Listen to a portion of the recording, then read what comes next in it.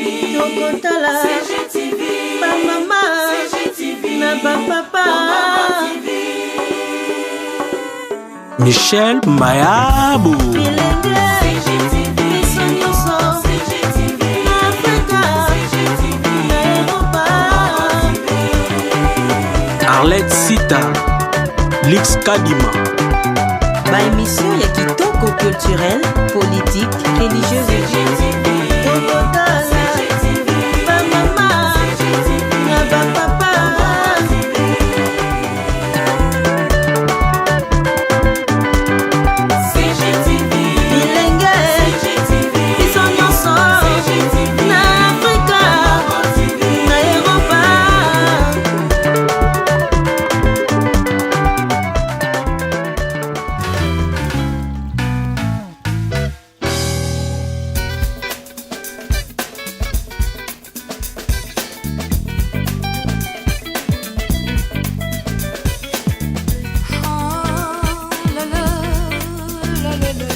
Chers amis internautes, salut, merci de nous recevoir chez vous pour cette nouvelle édition de En toute franchise qui reçoit aujourd'hui Monsieur Alexander à qui je laisse le soin de se présenter lui-même. Bonjour.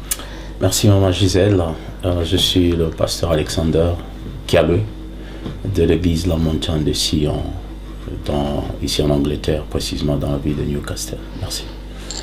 Merci beaucoup. Donc, vous avez suivi. Merci pasteur. Aujourd'hui, avec vous, nous allons discuter, nous allons parler de défis auxquels font face le chrétien dans cette vie moderne. Donc, sans plus tarder, je vais vous poser ma première question serait ceci. Dites-moi, pasteur, l'apôtre, le chapitre 12, verset 2, il mettait en garde le chrétien de la Rome antique contre le siècle présent, et on a comme l'impression que rien n'a changé depuis le temps de la Bible. Qu'en pensez-vous? Est-ce que le chrétien du 21e siècle est-il différent du chrétien qui vivait par exemple à l'époque de l'apôtre Paul? Merci beaucoup Maman Gisèle. Je vais d'abord dire un grand merci à ce grand Dieu qui nous donne l'opportunité d'être là, et à tout le public qui sont en train de nous suivre pendant cette émission. Que le Seigneur bénisse tout le monde. Alors, je pense répondre à la question de savoir si le chrétien d'aujourd'hui sont différents de chrétiens d'hier, précisément à l'époque de l'apôtre Paul. Je pense que la chose qu'on doit beaucoup plus souligner aussi, c'est le temps. D'abord, le temps a changé. Ça, c'est d'abord la première des choses. Mais pour ce qui concerne le chrétien en soi, je ne pense pas qu'il doit y avoir de changement, parce que le chrétien de l'époque et le chrétien d'aujourd'hui croient à un seul Dieu, dont la parole de Dieu, la Bible déclare, reste la même hier, aujourd'hui, éternellement.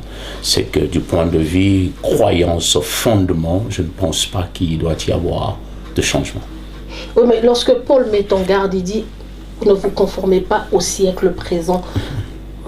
Que peut-on entendre de cela? Parce que déjà à l'époque, quand il parlait du siècle présent, beaucoup de gens ont tendance à croire qu'il parlait de choses à venir.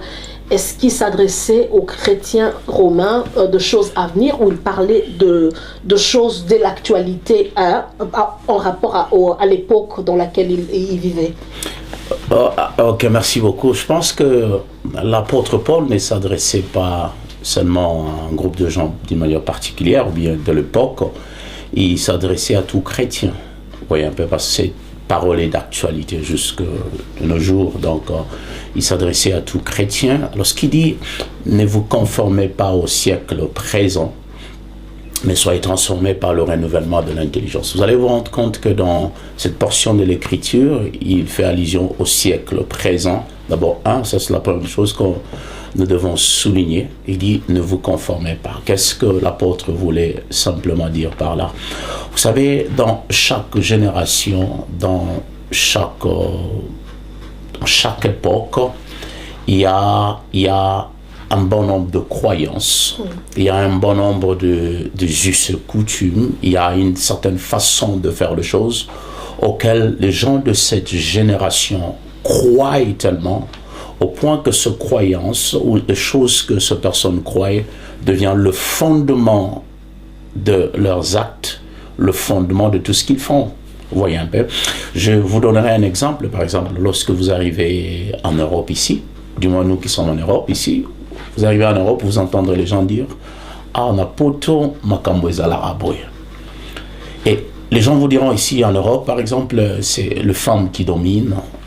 Ici en Europe, c'est, écoutez, quand ton mari essaie de faire quelque chose, ce n'est qu'un exemple, essaie de faire quelque chose et il faut t'élever, tu peux même appeler la police, on va le foutre dehors, que tu aies raison ou tort.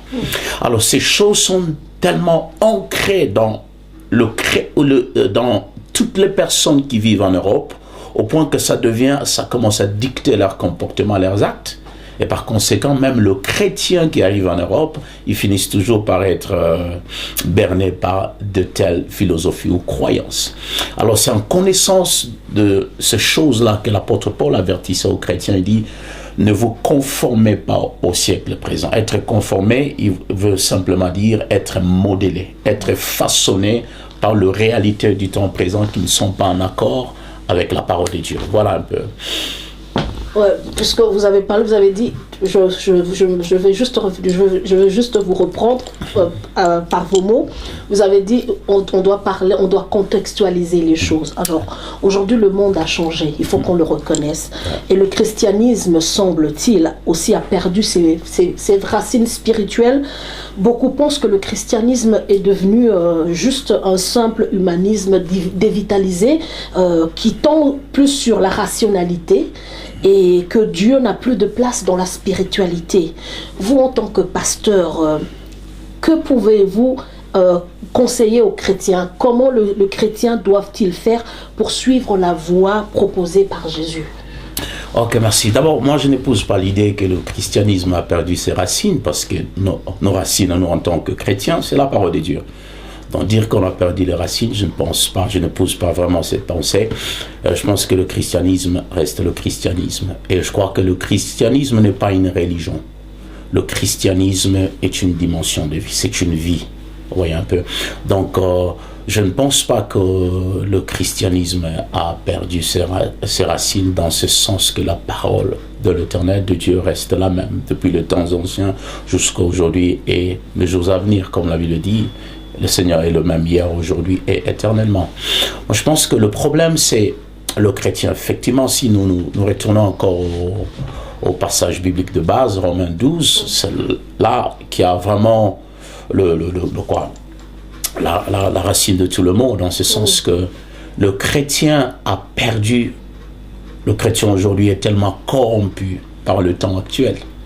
Il est tellement corrompu par la modernité, il est tellement corrompu par la réalité d'aujourd'hui au point qu'il commence à perdre effectivement sa force. Il commence à perdre son attention vers son Créateur, il commence à perdre son attachement à la parole de Dieu. C'est ce qui explique tout ce que nous voyons aujourd'hui.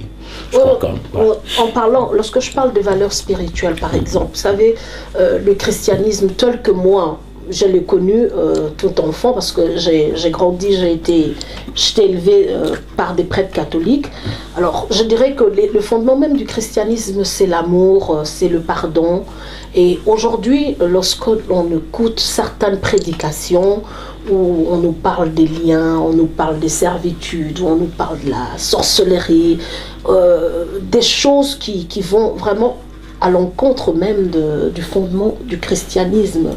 Vous ne pensez pas que le christianisme a perdu ses racines spirituelles? Parce que comment peut-on expliquer, par exemple, que moi, je ne puisse pas m'occuper de mon neveu qui a perdu sa mère, qui est ma sœur, mais qui a perdu la vie, et que bon, il se retrouve sans aucun support, mais au nom de la religion ou au nom d'un christianisme, on me dit aider une telle personne, ce serait être sous la servitude. C'est des choses comme ça qui poussent à dire que le christianisme a perdu ses racines spirituelles. Ok, maman, je pense que en fait, comme je vais encore revenir pour dire que je ne pousse pas vraiment l'idée que le christianisme a perdu ses racines par le simple fait qu'il y a des gens aujourd'hui qui s'autoproclament serviteurs de Dieu ou par de faux enseignements qui sont donnés. Vous allez vous rendre compte, même depuis l'époque de la Bible, il y avait de faux enseignements.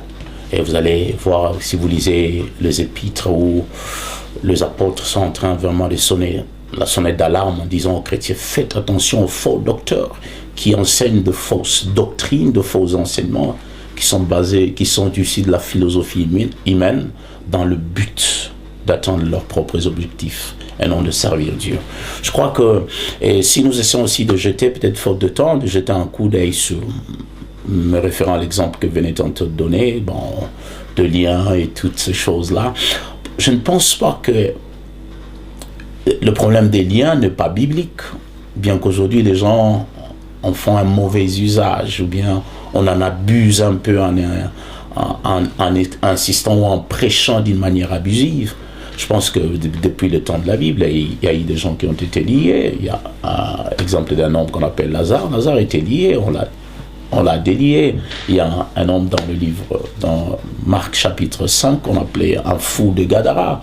Cet homme était possédé, il était lié. Et donc, il y a toute une panoplie d'exemples dans la Bible où on fait référence à des liens de combat spirituel et tout ça. C'est biblique. Mais c'est seulement la manière dont certains hommes de Dieu, il y a des gens parfois qui n'ont pas cet appel, cette vocation de traiter ce genre de matière, se mettent à enseigner. Voilà pourquoi il y a un peu de débordement et trop de confusion. Voilà. Donc, revenons au siècle présent. Donc, nous disons que le siècle présent, donc le 21e siècle, c'est un siècle qui est dominé par le matérialisme, la méchanceté, les injustices. Bien plus encore, il y a beaucoup de valeurs chrétiennes qui ont perdu même leur sens.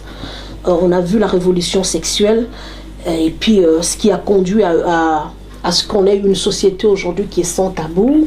La chasteté avant le mariage ne signifie plus grand-chose. L'homosexualité est acceptée. Il y a plein de choses comme ça, de choses qui auraient pu choquer, disons, la morale dans le temps, et aujourd'hui qui sont acceptables. L'argent est devenu roi, le culte de soi et tout ça. Alors vous, en tant que pasteur, comment est-ce qu'un chrétien peut-il faire face à tout cela sans compromettre sa foi chrétienne? Parce que aujourd'hui, ici nous vivons en Occident où on dit qu'il faut accepter les homosexuels, il ne faut pas avoir un langage homophobe. Sinon, déjà que si vous avez des points de vue qui vont en l'encontre de l'homosexualité, on va vous taxer d'homophobe. Vous risquez même d'avoir beaucoup de problèmes. Vous pouvez même perdre votre emploi. Donc comment est-ce qu'un chrétien peut se comporter sans compromettre sa foi chrétienne? Je pense, maman Gisèle, je crois que la réponse à cette question est trop simple, dans ce sens que la parole est notre guide en tant qu'enfant de Dieu, en tant que chrétien. La parole de Dieu est trop claire vis-à-vis de toutes ces choses-là. C'est-à-dire, si on ne veut pas compromettre notre foi, on est obligé de marcher en accord avec la parole de Dieu. Il y a juste une chose que je peux dire, vous pouvez accepter quelqu'un sans pour autant admettre ce que la personne est en train de faire. Et beaucoup aujourd'hui, nous les chrétiens, on devient un peu beaucoup plus trop hypocrite. Hypocrite dans ce sens que nous oublions facilement d'où nous sommes venus. Chacun de nous aujourd'hui, si nous sommes devenus chrétiens, c'est parce que quelque part, il y a un Dieu, un sauveur qui est venu nous sauver. Et parce que nous avons reconnu le besoin d'être sauvés. C'est pourquoi aujourd'hui on est devenus chrétiens. Et avant qu'on devienne chrétiens, il y a eu tout un bon nombre de choses avec lesquelles nous luttions ou nous vivions dans le péché, comme la Bible le déclare. Mais quand on donne sa vie à Christ, on entre dans un processus de régénération, de transformation ou de changement. Vous voyez un peu. Alors, malgré qu'on est enfant de Dieu, chacun de nous a des choses avec lesquelles il est en train de lutter. Je n'accepte pas, je ne pense pas que c'est en conformité avec la Bible, l'homosexualité. Je crois que quand vous allez dans le livre de Romains 1, 2, la Bible est en train de condamner ça sévèrement. Mais lorsque vous vous retrouvez devant des gens qui sont dans une telle situation, vous allez comprendre qu'ils ont besoin d'être aidés. Ils n'ont pas besoin d'être condamnés, ils n'ont pas besoin d'être marginalisés. Par contre, ils ont besoin d'être aidés afin qu'ils puissent se retrouver et découvrir leur vraie identité afin de marcher. Et la seule et l'unique moyen de les aider, c'est au moyen de l'amour. Sans vous interrompre, pasteur, il y a des chrétiens qui sont homosexuels, ils ont déjà reçu Jésus dans leur vie, ils connaissent la parole de Dieu, mais ils sont homosexuels. Et comment est-ce que vous allez encore les aider? Parce que ces personnes savent le fondement même du christianisme, ce que le christianisme pense de leur orientation sexuelle. Alors, comment est-ce que vous, en tant que, si vous êtes dans votre église, un frère venez vous dire que, pasteur, moi je suis homosexuel et qu'aujourd'hui j'ai un fiancé par exemple, que j'aimerais, au nom du mariage pour tous, je voudrais que vous puissiez bénir notre mariage. Quelle serait votre réaction? Je pense le fait d'être chrétien ne veut pas dire que vous n'avez pas de problème. Le fait d'être chrétien ne veut pas dire que vous n'avez pas de situations vous n'avez pas de difficultés dont vous aurez besoin d'être aidé. C'est peut-être ça le problème. C'est-à-dire, on pense que quand on se dit on est chrétien, on est exempté de tout, on n'a pas de problème, on n'a pas de péché, on n'a pas ceci. Je pense que c'est une mauvaise conception du christianisme. On est chrétien par le fait qu'on a accepté Christ comme Seigneur et Sauveur dans son esprit. Vous voyez un peu, mais dans la vie active, on peut avoir des choses, de réalités auxquelles tu fais face et qui ont besoin de l'aide. Vous voyez un peu. Et la deuxième des choses, je crois que c'est... On peut aussi être chrétien, avoir déjà accepté Christ dans sa vie, mais on a une fausse conception. On a une mauvaise conception de la Bible, on a une fausse compréhension de la parole de Dieu. Et par conséquent, il y a besoin d'être aidé. Il y a besoin d'être aidé. Je crois que même le frère qui a déjà accepté Christ dans sa vie, il est homosexuel. Bon, je comprends qu'il ne maîtrise pas la parole de Dieu. Je comprends qu'il a beaucoup encore besoin plus de l'aide pour qu'il puisse comprendre que cette position, cette identité-là est en contradiction avec la parole de Dieu.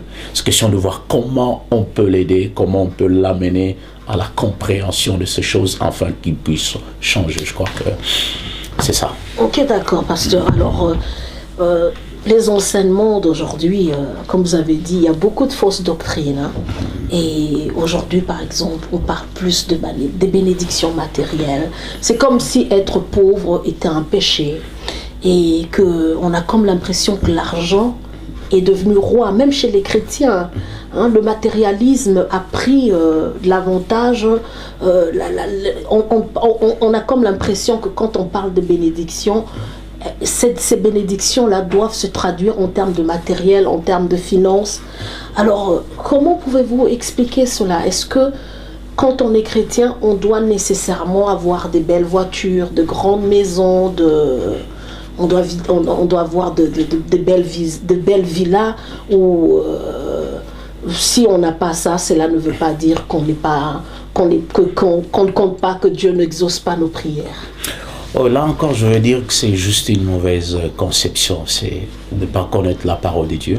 Parce que vous lisez dans Romains et Proverbe 10, 32, si j'ai encore une bonne mémoire, la Bible dit ceci: c'est la bénédiction de l'Éternel qui enrichit. Et c'est quoi la bénédiction? Exactement, les gens confondent la bénédiction avec la richesse. Vous allez voir, le mot bénédiction, c'est un mot composé. Il y a béné, puis diction, béné, ça veut dire bien, diction, c'est la parole. La bénédiction, c'est parler positivement. Vous allez voir dans la Bible, à chaque fois que Dieu bénissait quelqu'un, il parlait, il ne donnait rien de matériel. Vous voyez un peu. Et un Proverbe 10, 32 nous dit, c'est la bénédiction de l'Éternel qui enrichit. Vous allez voir que la bénédiction de l'Éternel peut amener quelqu'un à être riche. Mais l'opposé n'est pas possible. La richesse ne fait pas de quelqu'un béni.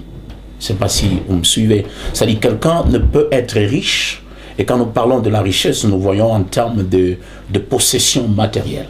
C'est-à-dire que quelqu'un peut être riche, mais n'est pas béni. Parce que la vraie bénédiction ne vient que de Dieu. Mais la richesse peut venir de partout. Le diable donne de la richesse. Il y a tous, nous voyons des gens ici qui sont dans des sciences occultes, qui ont de villas, de grandes maisons, et c'est pour autant qu'ils sont bénis. Non, la bénédiction, elle vient de l'Éternel. Je crois que... Alors, enseigner aux gens que la bénédiction, c'est le matériel, je pense que c'est un faux enseignement, parce que ce n'est pas en accord avec la parole de Dieu. Certes, quelqu'un qui est béni, Dieu peut l'amener à avoir de possessions matérielles. Mais quelqu'un qui a la possession matérielle ne fait pas de lui nécessairement quelqu'un de béni. Parce que le diable en donne. D'accord.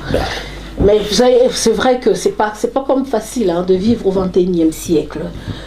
Aujourd'hui, par exemple en Occident, qui tire sa culture qui a une culture judéo-chrétienne. Très longtemps, le christianisme a été considéré comme la seule vérité. Mais aujourd'hui, avec le pluralisme religieux, qui demande à ce que toutes les religions soient traitées avec respect et au même titre. Alors, que pensez-vous? Parce que moi, en tant que les chrétiens, pour eux, la vérité, c'est ce qui est dans la Bible. Mais aujourd'hui, on leur apprend que non, le Coran aussi a sa vérité à lui, que le bouddhisme aussi a une vérité, que le nouvel âge. Et que diriez-vous de cela? Que diriez-vous du pluralisme religieux? Ouais, en fait, ce que moi je peux dire, c'est que d'abord, la vérité reste la vérité. La vérité, il y a des choses qui ne perdent jamais leur valeur, quel que soit l'endroit où elles se trouvent. J'aime souvent dire ça. Si vous prenez le diamant, quel que soit l'endroit où vous le déposez, il reste diamant. Il reste diamant, il ne perd pas sa valeur, parce que la valeur du diamant est intrinsèque. C'est pour dire que la vérité reste la vérité. La vérité, c'est la parole de Dieu. La vérité, c'est Christ. Malgré le pluralisme de religion, je pense que les gens sont libres. Les gens sont libres de choisir leur religion. Vous allez voir que lorsque Dieu a créé l'homme, la première des choses, je dirais, c'est pas don ou la première des choses que Dieu a donné à l'homme, c'était de lui donner le libre arbitre. C'est-à-dire, l'homme est tellement libre qu'il peut choisir Dieu, mais pas le choisir. Il est tellement libre qu'il peut choisir Satan ou Dieu. Dieu ne le forcera pas. Dieu veut que l'homme engage sa volonté pour s'accrocher à ce qu'il trouve bon pour sa vie, pour son âme. Donc, le christianisme reste la seule vérité pour nous chrétiens, que ce soit le temps ancien jusqu'aujourd'hui. Et pour ce qui concerne cette multiplicité de religions, je pense que les gens sont libres de créer leur religion, les gens sont libres de croire à autre chose. On ne force personne, et je pense, pour moi, je ne trouve pas qu'il y a d'inconvénient. D'ailleurs, la force de la lumière, c'est lorsqu'il y a l'obscurité. Non, mais la crainte, alors, vous en tant que pasteur, parce que s'il y a puisqu'on on exige que les autres religions soient prises en considération, est-ce que les chrétiens, vous ne craignez pas, au nom de cette liberté, que les chrétiens puissent, par exemple, tenter, parce qu'aujourd'hui, on parle du syncrétisme religieux, où quelqu'un se dit, bon, je suis chrétien, mais je vais quand même prendre quelques éléments du bouddhisme, je vais prendre quelques éléments de l'islam, et vous ne craignez pas que le christianisme puisse perdre, c'est de ça même que j'avais dit que le christianisme commence à perdre ses racines spirituelles. Non, moi je ne pense pas. D'abord déjà, la considération des autres fait partie de nos valeurs en tant que chrétiens. La Bible nous appelle toujours de considérer les autres, d'avoir du respect envers les autres. Je crois que ça fait partie de nos valeurs en tant que chrétiens. Et je ne pense pas qu'il y a une crainte dans ce sens que nous sommes dans la vérité et nous sommes assis dans la vérité. Peut-être la seule crainte, c'est celle de chrétiens qui ne sont pas suffisamment ancrés ou posés, qui n'ont pas de racines dans leur foi chrétienne. Je crois que ces genres de choses, ces genres de personnes peuvent facilement essayer de goûter partout. Je crois que parmi les signes de la maturité, c'est la stabilité. Lorsque quelqu'un est mature, il est stable et il croit une chose et s'y accroche. Je ne pense pas qu'il y a une crainte dans ce sens-là. Certes, il y aura toujours les gens qui peuvent échapper à ça. Ils vont essayer ceci, ils vont essayer cela. Bon, la vie est un choix. La vie est un choix et ils sont libres de le faire. S'ils pensent qu'ils peuvent en tirer quelque chose de bon, de positif. Mais du moins, la parole de Dieu reste la seule vérité pour nous qui sommes enfants de Dieu. La Bible est notre guide et nous y restons accrochés jusqu'au retour du Créateur. Ok, alors pasteur, nous tendons vers la fin. C'est juste aujourd'hui, moi, si vous devez résumer, être chrétien, cela veut dire quoi? Le fondement même du christianisme, parce qu'on parle du christianisme sans pour autant parfois savoir de quoi il s'agit. Et si, pour conclure, vous pouvez nous dire c'est quoi le christianisme et c'est quoi être chrétien? Je crois que d'abord être chrétien, de par la définition, être chrétien c'est avoir Christ en soi, avoir accepté Christ comme Seigneur et Sauveur. Ça, c'est une définition élémentaire. Et pour nous, le christianisme, c'est cette dimension de vie. C'est-à-dire quoi? Aimer Dieu, son Créateur, et aimer aussi le prochain. C'est-à-dire, cela, Jésus a dit, mes enfants, vous le reconnaîtrez par leurs fruits. C'est-à-dire, la vie que nous produisons en ayant Christ en nous, en ayant la parole de Dieu en nous, c'est ce qui fait de nous des enfants de la lumière, c'est ce qui fait de nous des chrétiens. C'est-à-dire, nous devons être des modèles dans les actes, dans les actions et dans tout ce que nous produisons comme vie, vis-à-vis de Dieu et vis-à-vis aussi de nos semblables. Je crois que voilà un peu ce que je peux, en grosso modo, expliquer. Merci. Ok, merci beaucoup, chers internautes. Vous avez suivi notre petite discussion avec le pasteur Alexander. Je crois qu'on aura encore d'autres occasions pour discuter. Donc, le pasteur Alexander nous a expliqué ce que c'est être chrétien. On a parlé, on a essayé un peu d'entrer en profondeur pour comprendre pourquoi l'apôtre Paul avait demandé aux gens de ne pas se conformer au siècle présent. Donc, en tant que chrétien, vous devez être modèle, vous devez être le sel et la lumière du monde. Il y aura des défis, mais seulement il faut s'accrocher au fondement même du christianisme qui est l'amour de Dieu et l'amour du prochain. Donc merci beaucoup pour l'attention que vous avez portée à cette émission. On se reverra la prochaine fois. Si vous avez des suggestions, si vous avez des remarques à faire, elles sont toujours les bienvenues. Donc merci beaucoup et à la prochaine fois.